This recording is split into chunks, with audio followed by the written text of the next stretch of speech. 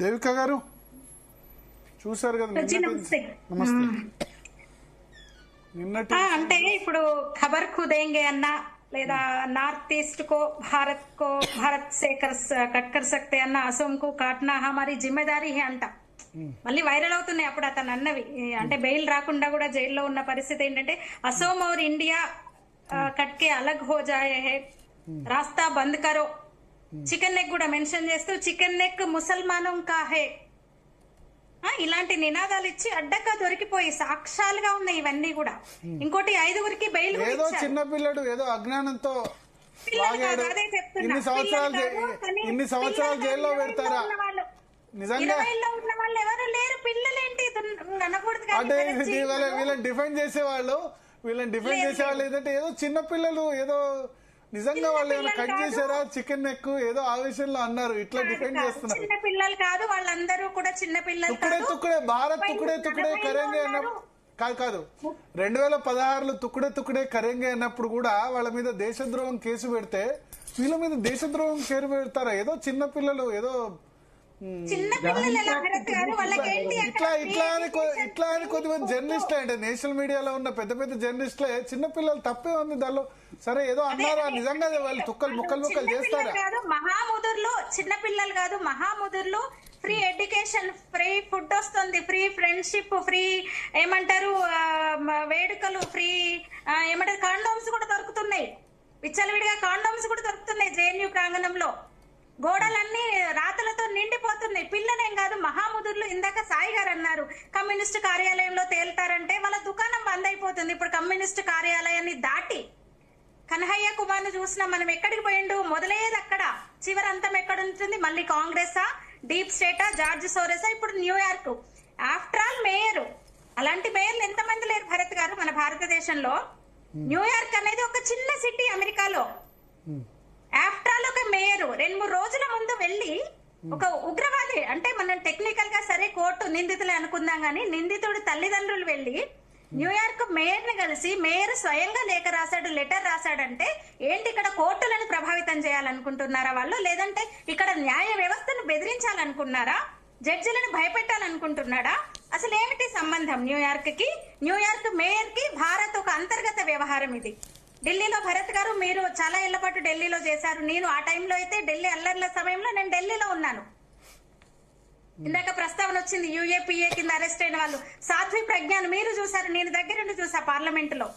ఆమె ఇప్పుడు కనీసం నడవలేదు. అప్పుడేమయ్యారు వీళ్ళందరూ కూడా? రాజద్రోహం తెచ్చింది ఎవరు అసలు? ఆ చట్టం తీసుకొచ్చింది ఎవరు? యూఏపీఏ. ఇంకోటి ఎంత వీళ్ళని ఏమనాలి, సిగ్గు లేదనాలా? అసలు ఎంత హాస్యాస్పదం అంటే అమిత్ షాకు మోదీకి ఎందుకు ఏమంటారు బొందవదవుతారు వాళ్ళు? బెయిల్ ఇయ్యంది వాళ్ళ చేతుల్లో ఉంటదా? బెయిల్ ఇయ్యంది ఎవరు? ఇది జడ్జిని అనమనండి. ఇప్పుడు ఆ కేసు ఏదైతే మొన్న ఇండైరెక్ట్ గా చేసేది ప్రొటెస్ట్, అదే జడ్జికి వ్యతిరేకంగా సుప్రీంకోర్టు పేరు చెప్పలేరు కాబట్టి అన్నారు అంతే. ఇప్పుడు వాళ్ళు అరెస్ట్ చేసినప్పుడు ప్రొటెస్ట్ అంటే అది హోమ్ మినిస్ట్రీకి ప్రధానమంత్రికి వ్యతిరేకంగా అనుకోవచ్చు. బెయిల్ ఇవ్వకపోతే ప్రొటెస్ట్ అంటే అది మరెవరికి సుప్రీంకోర్టుకు వ్యతిరేకంగానే కదా. అదే వేరే చోట వేరే విషయంలో చేస్తే బహుశా కంటెంప్ట్ ఆఫ్ కోర్ట్ అయ్యేదేమో. ఇప్పుడు అమిత్ షా గాని మోదీని గాని అంటే ఏంటి అంటే రాజకీయ విమర్శలు ఎందుకు? ఒక యూనివర్సిటీ కేంద్రంగా వాళ్లకు రాజకీయాలు ఎందుకు అసలు? ఎక్కడ ఎన్ఐటీస్ లో ఐఐటీస్ ఇలాంటి ఎన్నో జాతీయ సంస్థలు ఉన్నాయి, ఎయిమ్స్ లాంటివి ఉన్నాయి, ఎక్కడా లేనిది అక్కడ ఎందుకు సమస్య వస్తుంది? నేను ఇందాక నా కొడుకు కూడా అలాంటి ఒక జాతీయ సంస్థలోనే చదువుతున్నాడు, వాడితో డిస్కస్ చేశాను నేను. ఇలాంటి వాటికి దూరంగా ఇన్ని జాతీయ సంస్థలు ఉన్నాయి, ఇన్ని ఇన్స్టిట్యూషన్స్ ఉన్నాయి, జేఎన్యూలో ఎందుకు కేంద్రంగా ఉంటుంది అంటే దాని మీద మరి ఎందుకు సీరియస్ గా దృష్టి పెట్టట్లేదు కేంద్ర ప్రభుత్వము? ఏం జరుగుతున్నాయి? మీరు స్టార్టింగ్ లోనే చెప్పారు ఇంట్రడక్షన్ లో, పదే ఇవే రిపీట్ అవుతుంది. ఏంటి? యాకూబ్ మొమెన్ కు ఊరి శిక్ష వేస్తే వాళ్ళు వచ్చి బయటకు వచ్చి ఆందోళన చేసేది జేఎన్యూ స్టూడెంట్సే ఉంటారు. వీళ్ళకి అసలు అఫ్జల్ గురుకు సపోర్ట్ గా నేను చాలా ఇన్సిడెంట్ చెప్తాను. అఫ్జల్ గురు సపోర్ట్, యాకూబ్ మెమన్ సపోర్ట్. ఛత్తీస్గఢ్ లో దంతెవాడలో 76 మంది జవాన్లు మందు పాత్రలో చనిపోతే సంబరాలు చేసుకుంటారు. ఇవన్నీ ఇట్లా లెక్కలేనని ఇన్సిడెంట్స్. ఇట్లా ఇప్పుడు ఏంటంటే వీళ్ళు ఎంత సిగ్గుచేటంటే ఇంకొకటి వీళ్ళు సామ్యవాదులు, వీళ్ళంతా వినిపించేది వీళ్ళంతా వామపక్ష అనుబంధ. కొన్ని రోజులు అక్కడ ఉంటారు, ఇప్పుడు కనహయ్య లాగా మళ్ళీ వచ్చేస్తారు. దీని వెనకాల కాంగ్రెస్ ఉంటది, న్యూయార్క్ ఉంటది, ముందు వామపక్షాలు ఉంటాయి, దేశ అంటే బయట ఉన్న శక్తులు ఉంటాయి. డెఫినెట్ గా వీళ్ళు సామ్యవాదులు అని చెప్పుకుంటూ ఒక ఏమంటారు సామ్రాజ్యవాదం అని అమెరికాను వ్యతిరేకించే వాళ్ళు సిగ్గు లేకుండా మమ్దాని అనేవాడు వాడు రాసిన లెటర్ ని వీళ్ళు గొప్పగా ప్రదర్శిస్తున్నారు. బయట నుంచి మద్దతు వస్తుంది వీళ్ళకని చెప్తున్నారు. అసలు ఎవడు వాడు? జోహ్రాన్ మమ్దాని ఎవడు? ఇది పూర్తిగా భారతదేశ అంతర్గత వ్యవహారము, కోర్టులో జరుగుతున్న విషయము.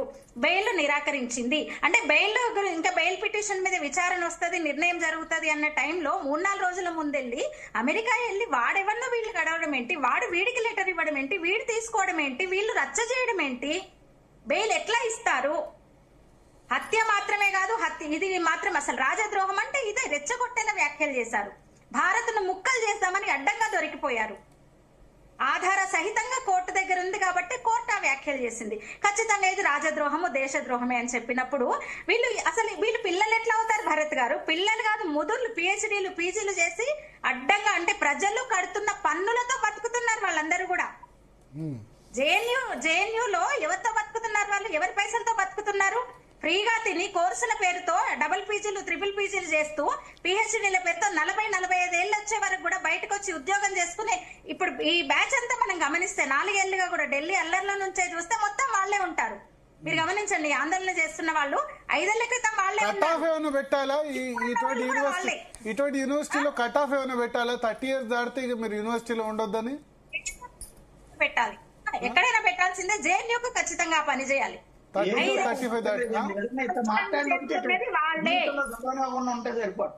చదువుకొని వచ్చి అక్కడ ఇంకా తినుకుంటూ వాళ్ళు తినమరిగి తెగవలసి కొట్టుకుంటున్నారంట. నేనైతే బయటకు వచ్చి ఉద్యోగం చేసే తెలివి ఉండదు వాళ్ళకి. సపోర్ట్ గా మళ్ళీ వీళ్ళు ఇంకా ఇది ఎట్లయిపోతుందంటే వాళ్ళది ఇంకా పెరిగిపోతుంది అనమాట. అంతర్జాతీయ స్థాయికి వెళ్ళి ఆఫ్టర్ ఆల్ ఒక మేయరు అంటే మీరు ఆలోచించండి. ఇప్పుడు బెదిరించినట్టేనా? అంటే న్యాయ వ్యవస్థను ఎట్లా ప్రభావితం చేయాలనుకున్నారా?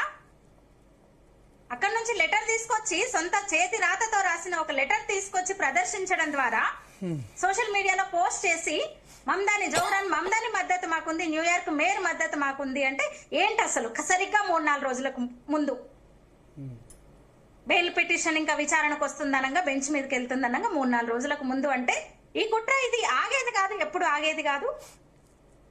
ఖచ్చితంగా వీళ్ళ అంటే ఆ మూలాలు జేఎన్యూ దగ్గరే ఉన్నాయి. ఆ మూలాలను మరి ఎట్లా వాటి మీద ఏమంటారు బ్రేక్ చేయడం అనేది కేంద్ర ప్రభుత్వం సీరియస్ గా తీసుకోకుంటే కష్టం, చాలా కష్టం.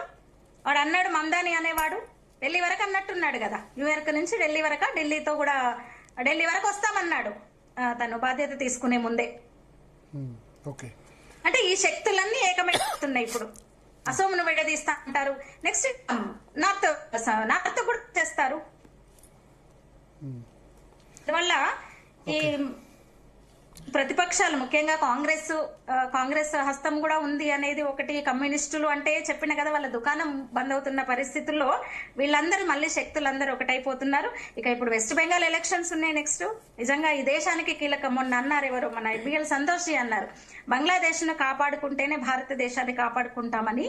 అది నిజంగా నిజం. ఇది ముఖ్యంగా అంటే ఎలక్షన్ల ముందు అంటే ఒక కీలకమైన రాష్ట్రాల్లో ఎలక్షన్స్ వచ్చే ముందు ఇలాంటివన్నీ జరుగుతాయి. సరే యాదృచ్ఛికం అని కాదు, బెయిల్ పిటిషన్ ఉంది, మళ్ళీ ఇంకో 1 year వరకు మళ్ళీ బెయిల్ కోసం దరఖాస్తు చేసుకోవడానికి లేదు. కానీ సరే ఇదే సమయం కదా, సందు కోసం చూస్తారనమాట. అప్పుడు వ్యవసాయ చట్టాన్ని అట్లాగే చేశారు కదా, అంటే ఒక సందర్భం కోసం చూసి కాచుకుంటే ఎక్కడ దేశంలో ఎక్కడ కల్లోలం రేగాలి, తుకుడే ఇంకా గ్యాంగ్ మనం పెట్టేసినాం కదా, దేశాన్ని ముక్కలు చేసే ఈ బ్యాచ్ ఇవి కంటిన్యూ చేస్తున్నారంటే ఖచ్చితంగా. అంటే జేఎన్యూ విషయంలో ఇందాక సాయి గారు అదే చెప్పారు, జేఎన్యూ మీద కొంచెం ప్రత్యేక దృష్టి అయితే పెట్టాలి కేంద్ర ప్రభుత్వమా. ఎందుకంటే పౌర సమాజం నుంచి మీడియా కూడా ఏం దిక్కుమాలిన మీడియా అండి అసలు.